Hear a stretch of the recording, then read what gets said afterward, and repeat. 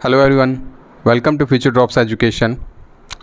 तो जो हमारा टॉपिक चल रहा था सेल, वो बीच में रह गया, अधूरा रह गया था। तो आज हम उसे पूरा करने की कोशिश करेंगे। कंप्लीट तो नहीं होगा क्योंकि बहुत बड़ा टॉपिक है। तो चलिए करते हैं शुरू। तो हाँ, तो पिछली कक्षा जो थी हमारी, वो हमने माइटोकॉन्ड्रिया पर ख़त्म की थी। तो माइटोकॉन्ड्रिया हमारा तीसरे नंबर का जो पॉइंट था, ठीक है। तो अब हम माइटोकॉन्ड्रिया से आगे पढ़ेंगे। मे भी आपने वो पिछली कक्षा देखी होगी। ज़्यादा से ज़्यादा वीडियो को लाइक और शेयर भी करें, ठीक है। तो अब आगे बढ़ते हैं। तो अब हमारा जो चौथे नंबर का जो पॉइंट था इसमें, ठीक है, सेल हमारा टॉपिक चल रहा था। इसके अंदर 3 पॉइंट तो हम पढ़ चुके थे, जिसमें कि पहला हमारे पास क्या था, कोशिका झिल्ली, दूसरा था कोशिका भित्ति और तीसरा था माइटोकॉन्ड्रिया। अब हमारा जो चौथा जो पॉइंट है वो है गोल्जी बॉडी।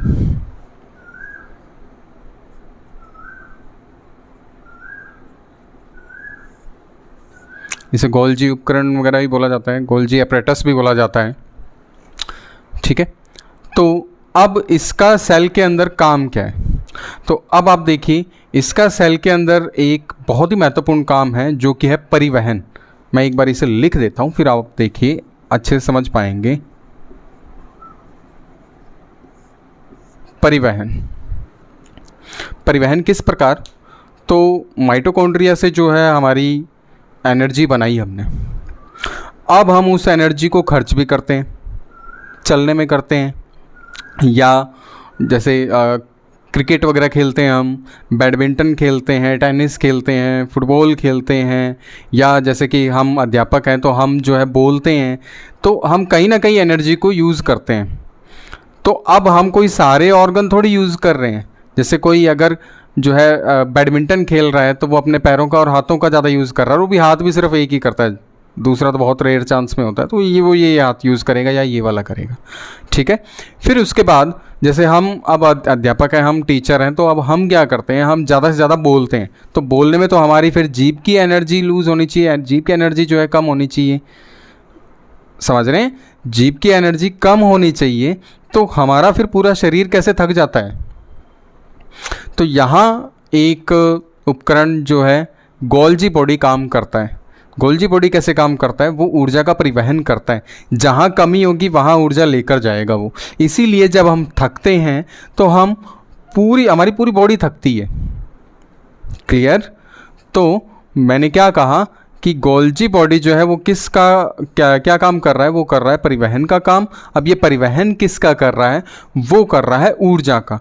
तो अब आप देखिए कि वो ऊर्जा का परिवहन किस प्रकार कर रहा है कि यदि हम किसी एक हमारे बॉडी पार्ट से जो है ज़्यादा कुछ एक्सरसाइज कर रहे हैं या कुछ भी ऐसा काम कर रहे हैं जहाँ एनर्जी ज़्यादा लग रही है उस बॉडी पार्ट में, तो गोल्जी बॉडी क्या करेगा, वो वहाँ से एनर्जी उठा के लेके जाएगा और धीरे धीरे अब आप देखेंगे तो हमारा पूरा शरीर थकने लगेगा, कोई एक स्पेसिफिक ऑर्गन या एक बॉडी पार्ट नहीं थकता, ठीक है। तो मे भी आपको यहाँ तक गोल्जी बॉडी का काम समझ आ चुका होगा।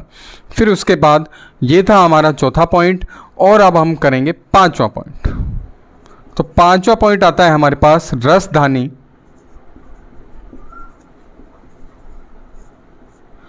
जिससे वैक्यूल्स भी कहा जाता है, ठीक है, वैक्यूल्स भी कहा जाता है, ठीक है। तो अब आप देखिए कि इसका काम क्या है। वैक्यूल का मतलब हो गया खाली जगह। तो अब इसका काम क्या है? इसका काम है जल संग्रह, ठीक है। तो इसका क्या काम है? जल संग्रह। अब जल संग्रह किस प्रकार? तो अब आप बहुत बार टीवी वगैरह में भी देख चुके होंगे, बहुत सारी ऐड में ये चीज़ बोली जाती है कि हमारा जो शरीर है वो 60 to 70% जो है वो वाटर से बना हुआ है।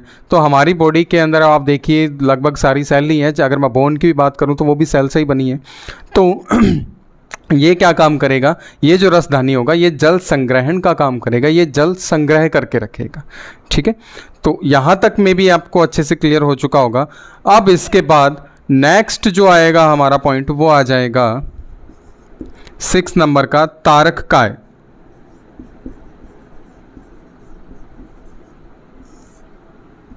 तारक काय, इसको इंग्लिश में कहा जाता है सेंट्रोसोम। ठीक है, तारक काय, सेंट्रोसोम। अब देखिए, अब आप इसका क्या काम है, ये क्या काम करता है, सेल में कहाँ होता है। तो सबसे पहले जैसे हम कल कर रहे थे, हमने यहाँ ये सेल बनाई, इसमें हमने माइटोकॉन्ड्रिया पढ़ लिया, हमने इसमें गोल्जी बॉडी पढ़ लिया, हमने इसमें वैक्यूल्स भी पढ़ लिया। अब हमारे पास आता है तारक काय। तो अब ये क्या काम करेगा, सेंट्रोसोम। तो अब ये देखिए, ये क्या काम करेगा, ये डिवीजन में बहुत मदद करता है। ठीक है, यदि देखिए अब सेल डिवीजन जो होती है वो तारक काय से ही होती है, सबसे पहले यही डिवाइड होगा। ये क्या काम करेगा, जैसे इस प्रकार से हमारी सेल है, तो ये मान लीजिए तारक काय है, तो ये क्या काम करेगा, डिवाइड होके यहाँ किनारों तक पहुँच जाएगा, जिससे कि सेल डिवाइड जो है हो सके। फिर उसके बाद तो ये तो हमारे पूरी बॉडी में, हमारे पूरे सेल में हर जगह होता है, ये बिल्कुल होता है। पर ये कहाँ नहीं होता, तो पिछली कक्षा में जैसे हमने बात करी थी कि न्यूरॉन्स जो होती हैं वो कभी भी डिवाइड नहीं होती। तो यदि न्यूरॉन डिवाइड नहीं होती तो उनके अंदर जो सेंट्रोसोम है, जो तारक काय है, वो एब्सेंट होगा। ठीक है, तो ये भी आप अच्छे से ध्यान रखिएगा कि ये जो तारक काय है, ये जो हमारा सेंट्रोसोम है, ये क्या काम करता है कि ये एक तो कोशिका विभाजन में मदद करता है। फिर उसके बाद ये कहाँ नहीं होता, तो ये न्यूरॉन में नहीं होता। क्लियर, यहाँ तक मैटर आप समझ चुके होंगे। एक बार मैं इसको, ये जो हमारे 3 पॉइंट हुए हैं, इनको अच्छे से मैं एक बार रिवाइज कर देता हूँ दोबारा, ताकि वो आपको और अच्छे से समझ आ सके। तो यहाँ हमारे पास चौथा जो पॉइंट था वो था गोल्जी बॉडी। ये क्या काम करता है, परिवहन का। अब ये परिवहन किस चीज़ का करता है, तो ये करता है ऊर्जा का। ऊर्जा को एक जगह से दूसरी जगह लेके जाएगा, जहाँ उसकी नीड होगी, जहाँ उसकी ज़रूरत होगी। फिर उसके बाद रसधानी। रसधानी क्या होती है, ये क्या काम करती है, जल संग्रहण का काम करती है। फिर तारक काय। तारक काय क्या काम करता है, कोशिका विभाजन में मदद करता है। कोशिका विभाजन में बहुत ज़्यादा जो अपनी महत्वपूर्ण भूमिका निभाता है। और ये कहाँ नहीं होता, तो ये न्यूरॉन में नहीं होता। तो आप इस चीज़ को अच्छे से रट ही लीजिए, न्यूरॉन में ये नहीं होता। तो 6 पॉइंट हमारे हो चुके हैं। अब जो हमारा नेक्स्ट पॉइंट होगा वो होगा अंतः प्रद्रवी जालिका। ठीक है, तो इसको इंग्लिश में बोला जाता है एंडोप्लाज्मिक रेटिकुलम। ठीक है, एंडोप्लाज्मिक रेटिकुलम, डी कर दिया, सॉरी। ठीक है, एंडोप्लाज्मिक रेटिकुलम। तो अब इसका क्या काम है, अब आप देखिए कि एक इसे मैं आंतरिक कंकाल बोल सकता हूँ। आंतरिक कंकाल किस प्रकार से, अब आप देखिए कि यहाँ ये जो हमारी सेल है, इसके अंदर बहुत सारे ये ऑर्गन हम पढ़ते जा ही रहे हैं अभी तक। तो ये ऑर्गन क्या होंगे, इनको व्यवस्थित करना है एक जगह। तो व्यवस्थित करने के लिए क्या होता है कि एक कंकाल की भी जरूरत पड़ेगी। तो वो कंकाल जो है वो क्या है, अंतःप्रद्रवी जालिका है, एंडोप्लाज्मिक रेटिकुलम है। अब ये किस प्रकार काम करती है, जैसे मान लीजिए कि एक स्कूल, एक कोई हॉल है जिसके अंदर पोल लगे हुए हैं। तो पोल लगे होने से क्या हो जाएगा कि आप देखो तो यूँ एकदम छत अलग है और ये बेस जो है वो अलग है। अगर ये मान लीजिए कि ये अंतःप्रद्रवी जालिका नहीं होगी तो सेल तो दब जाएगी, पिचक जाएगी, है ना। तो अब आप देखिए, तो उस चीज़ से बचने के लिए क्या होता है, अंतःप्रद्रवी जालिका होती है, एंडोप्लाज्मिक रेटिकुलम होता है। यहाँ तक में भी आपको क्लियर हो चुका होगा। जैसे कि मैं आपको शुरू से ही बोल रहा हूँ, हमारी जो बॉडी है, नेचर ने बहुत ही अच्छा गेम सेट कर रखा है। बहुत ही ज़्यादा स्मार्ट हमारी बॉडी है। ठीक है, इसको किसी भी चीज़ की ज़रूरत नहीं, जो काम करना है ये खुद से कर लेती है। इसे सब पता है कि मुझे क्या करना है क्या नहीं करना। ठीक है, तो आप आगे देखते हैं। ठीक है, एंडोप्लाज्मिक रेटिकुलम पढ़ लिया। अब आप देखिए ये क्या काम कर रहा था कि ये तो कर रहा था आंतरिक कंकाल है, आंतरिक सहायता दे रहे हैं। अब यहाँ क्या होता है कि एक चीज़ और होती है, जैसे ये मान लीजिए हमारी अंतःपरद्रवी जालिका, ये 2 टाइप की होगी, ठीक है। 2 टाइप कैसी होगी, ये 2 होगी, एक होगी स्मूथ, ठीक है, और दूसरी होगी रफ। स्मूथ और रफ किस प्रकार, तो यहाँ देखिए ये एकदम प्लेन है, यहाँ कुछ भी नहीं है, और जो रफ है यहाँ क्या हो जाएंगे, यहाँ ऐसे आपको डॉट डॉट दिखाई देंगे, तो ये हो जाएगी रफ। तो जो स्मूथ है ये क्या काम करेगी, ये करेगी वसा का निर्माण,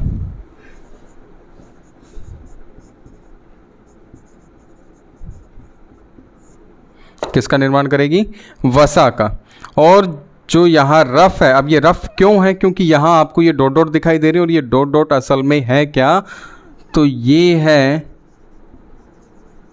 राइबोसोम, ठीक है। तो ये डॉट क्या है, राइबोसोम। अब आपको यहाँ से भी पता चल गया होगा कि राइबोसोम है तो ये क्या काम करेगा, कि राइबोसोम का तो एक ही काम है भाई, सीधा सा है कि प्रोटीन निर्माण, इसे प्रोटीन की फैक्ट्री भी बोला जाता है। तो प्रोटीन निर्माण होगा, तो जो रफ साइड होगी यहाँ से क्या हो जाएगा,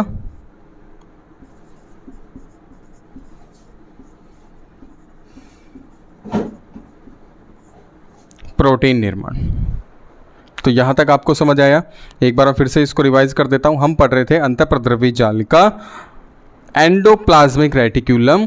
अब ये क्या थी कि एक आंतरिक कंकाल था, आंतरिक सहायता प्रदान करने का काम कर रही थी। फिर उसके बाद ये 2 तरह की होती है, एक होती है स्मूथ और एक होती है रफ। जो स्मूथ है वो क्या काम करेगी, वसा निर्माण काम करेगी, और जो रफ है वो क्या काम करेगी, प्रोटीन निर्माण। प्रोटीन निर्माण क्यों होगा, क्योंकि इसके ऊपर जो ये डॉट डॉट हमें दिखाई दे रहे हैं ये क्या है, ये है राइबोसोम। अब थोड़ा सा राइबोसोम के बारे में देख लेते हैं। यहाँ तक में भी आपको अच्छे से क्लियर हो चुका होगा।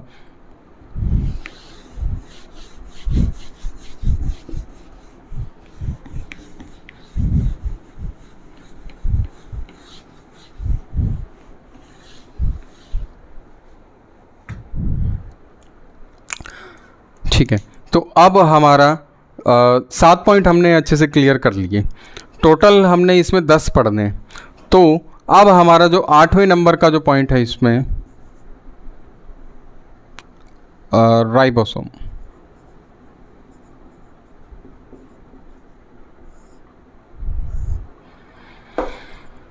ठीक है जी, राइबोसोम, इसको क्या कहा जाता है, प्रोटीन की फैक्ट्री भी बोला जाता है। ये क्या काम करता है, तो प्रोटीन की फैक्ट्री बोलते हैं, तो ऑब्वियसली ये प्रोटीन का निर्माण ही कर रहा होगा। अब इसमें एक चीज़ और नई ऐड होती है, क्या,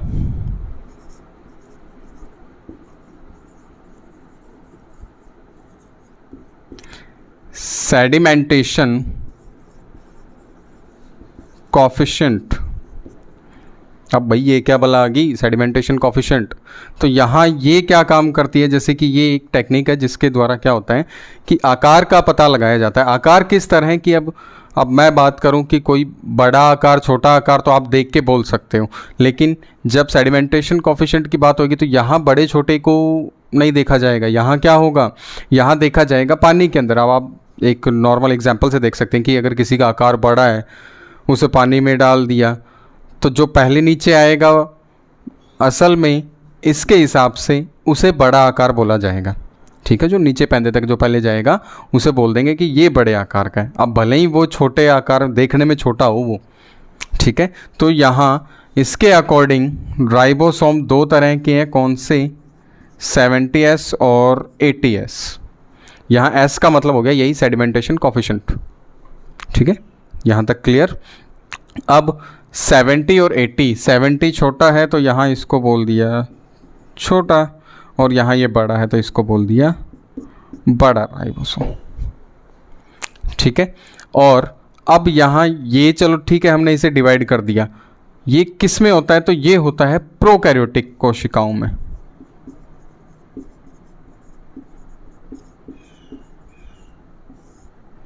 प्रोकैरियोटिक में तो ये हो जाएगा यूकैरियोटिक में। प्रोकैरियोटिक यूकैरियोटिक, ये इसको अगली वीडियो में हम अच्छे से कवर करेंगे। तो यहाँ बस एक सीधी सी बात आप याद रख सकते हो, प्रोकैरियोटिक होता क्या है कि प्रोकैरियोटिक मतलब अब आप इसको कनेक्ट कर सकते हो किससे, प्रिमिटिव वो क्या उसको बोल जाता है, प्राचीन से बोल सकते हैं अपन, ठीक है। तो प्रोकैरियोटिक मतलब प्राचीन, जो पहले बहुत पहले हुआ करती थी, जो कि अब धीरे धीरे गायब सी हो जाती है, ये हो ही गई है, ठीक है। तो यहाँ तक में भी आपको अच्छे से क्लियर हो चुका होगा। एक बार फिर से देखिए, राइबोसोम, इसको क्या कहा जाता है, फैक्ट्री ऑफ प्रोटीन, प्रोटीन निर्माण का, इस प्रोटीन निर्माण का इसका काम है। एक यहाँ नया वर्ड ऐड हुआ था, सेडिमेंटेशन कोफिशिएंट।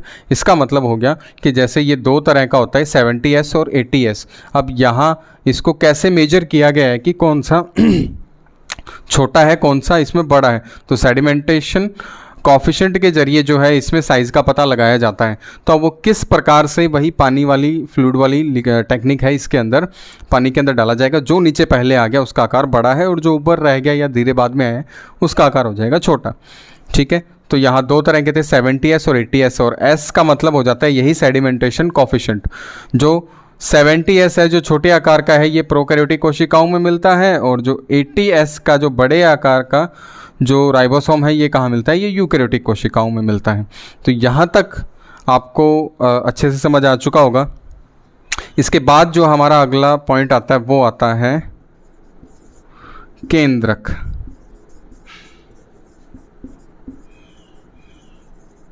न्यूक्लियस।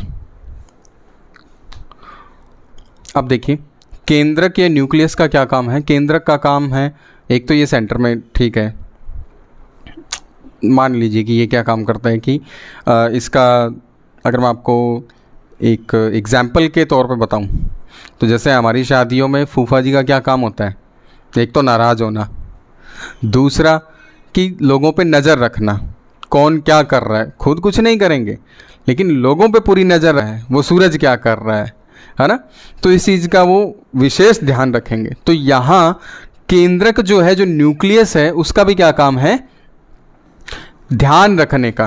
बस यूँ लोगों को, यूँ जो जितने भी ऑर्गन हमने पढ़े हैं उनको देखता जाएगा, हाँ भाई राइबोसोम ठीक चल रहा है, हाँ बढ़िया चल रहा है जी, तो वो ये बस इसका इतना है, ठीक है।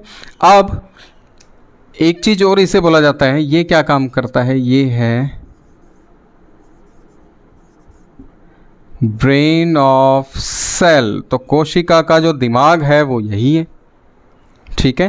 फिर दूसरा, जब ये आप देख रहे हो फूफा जी बने हुए हैं, तो ये क्या काम कर रहा है, कंट्रोलर का भी काम कर रहा है, कंट्रोल कर रहा है, ठीक है। तो केंद्र के बारे में आप दो चीज़ें ये याद रखिए कि ये क्या काम करता है। एक तो है ब्रेन ऑफ सेल, जो सेल का जो है दिमाग इसे बोला जाता है, दूसरा है ये कंट्रोलर भी है। फिर उसके बाद इसके अंदर क्या चीज़ होती है, तो इसके अंदर मैं यदि बात करूं तो इसके अंदर होता है क्रोमोसोम, जिस पर आपको डीएनए आरएनए मिल जाएगा। क्या ये थ्योरी सही है कि क्रोमोसोम के ऊपर डीएनए आरएनए होते हैं? असल में क्रोमोसोम नाम की कोई चीज़ होती ही नहीं, ठीक है। क्यों नहीं होती, तो इसको जब हम डीएनए आगे पढ़ेंगे, आगे कक्षाओं में आपको बहुत कुछ जानने को मिलेगा, ठीक है। तो इससे ऐसे ही जुड़े रहें। फिर उसके बाद अभी तो हम इसको पढ़ लेते हैं, क्या है केंद्रक, जिसको क्या बोला जाता है, ब्रेन ऑफ सेल। तो सेल का क्या होता है, ये दिमाग होता है, ये कंट्रोलर का भी काम करता है। ये इस केंद्रक के अंदर क्या चीज़ होती है, वो होते हैं क्रोमोसोम, जिनके ऊपर आपको डीएनए और आरएनए मिल जाएंगे। जैसे कि आप इसको यहाँ से कनेक्ट कर सकते हो, छोटी कक्षाओं में आप पढ़ते हो कि सूरज जो है वो पूर्व से उगता है और पश्चिम में छिप जाता है। तो जैसे जैसे आपकी कक्षाएं आगे बढ़ती गई, आप और ज़्यादा पढ़ते गए, तब आपने क्या देखा कि सूरज तो कहीं जाता ही नहीं, वो तो वहीं रहता है, हम ही घूम रहे हैं। बात वही है पर तरीका अलग हो चुका है इस बार। तो सेम ऐसा यहाँ क्रोमोसोम के साथ भी यही होता है। तो इसको जब हम डीएनए आगे पढ़ेंगे तब आपको और अच्छे से इसके बारे में समझ आ जाएगा कि क्या चीज़ मैं बताना चाह रहा हूँ। तो यहाँ तक में भी आपको अच्छे से क्लियर हो चुका होगा। अब आगे देखते हैं हमारा इस आज की वीडियो का लास्ट पॉइंट,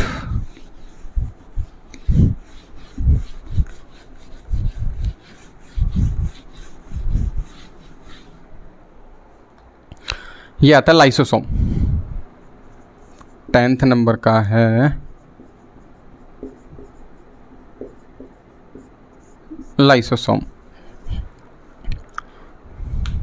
तो इसके बारे में अब थोड़ी बहुत चीज़ें देखिए कि एक तो ये क्या करता है, जल अपघटक एंजाइम का उपयोग करता है, ये सिगरेट करता है।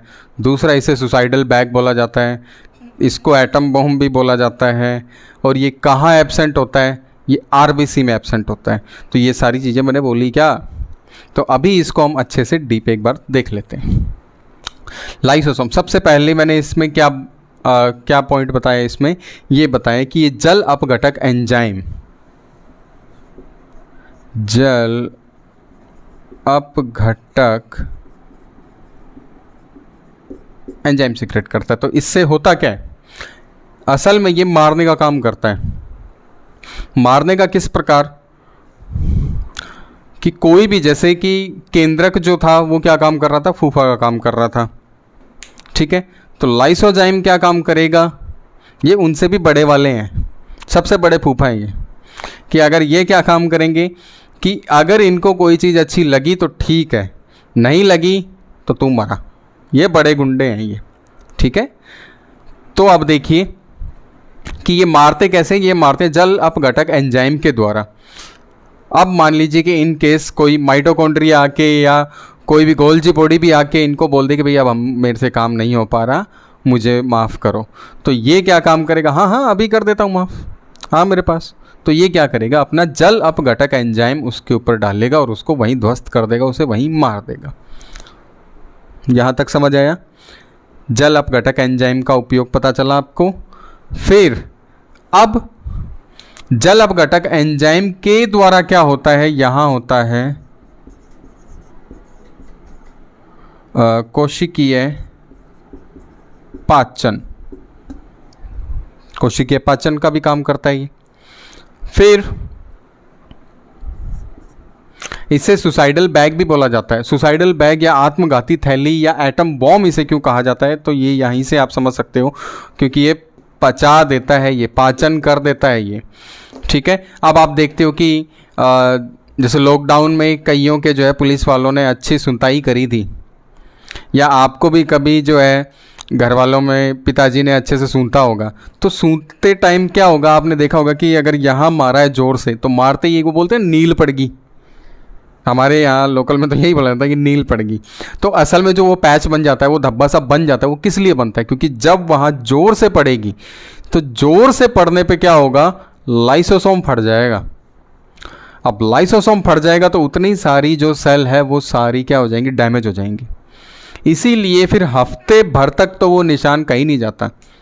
आपने वो लॉकडाउन में बहुत सारी वीडियो देखी होंगी जहाँ लोगों के पिछवाड़े पे जो है अच्छे से लठ रखे गए थे, डंडे रखे गए थे, जिससे कि बहुत सारे निशान भी पड़ गए थे उनके ऊपर, पूरी बॉडी जो है नीली हो गई थी उनकी। तो नीली किस कारण से हुई कि जहाँ जहाँ लठ पड़ते गए, जहाँ जहाँ उनके डंडे पड़ते गए, वहाँ लाइसोसोम के समेत पूरी कोशिकाएं फटती गई, और जैसे जैसे वो कोशिकाएं फटती गई वो नीली होती गई, क्योंकि यहाँ जो लाइसोसोम से क्या निकलने लगा, जल अपघटक एंजाइम, जो कि क्या करने लगा, कोशिकीय पाचन करने लगा, ठीक है। फिर अब ये क्योर कैसे होता है, तो ये क्योर होता है कि भाई आस पड़ोस की जो कोशिकाएं हैं वो सारी मिलकर जो है वो सेल डिवीजन करती हैं, और फिर उसके बाद जो है ये अच्छे से क्योर हो जाता है। तभी मैंने आपको बताया कि हमारी बॉडी जो है बहुत ज़्यादा स्मार्ट है, इसे पता है इसे क्या काम करना है, इसीलिए कि अब हम कोई इसके लिए कोई अलग से कोई गोली दवाई थोड़ी लेके आते हैं, कोई टैबलेट वगैरह थोड़ी लेते हैं, वो अपने आप सही हो जाता है वो। तो अब आप देखिए इसमें एक लास्ट लाइन और मैं आपको बता देता हूँ कि आरबीसी के अंदर लाइसोसोम जो होता है वो प्रेजेंट नहीं होता, इसीलिए जो आरबीसी है वो कहाँ जाके मरेगी, वो मरती है स्प्लिन प्लीहा, यहाँ इस साइन, ठीक है। तो कहाँ जाके मरेगी, स्प्लिन में जाके मरेगी, प्लीहा में जाके मरेगी। और अब आप मुझे कमेंट में लिख के बताओगे कि स्प्लिन या प्लीहा को क्या कहा जाता है। तो यहाँ तक का मैटर मे बी आपको अच्छे से क्लियर हो चुका होगा। तो आज की वीडियो में इतना ही। Thank you. वीडियो को ज़्यादा से ज़्यादा लाइक करें, शेयर करें। Thank you.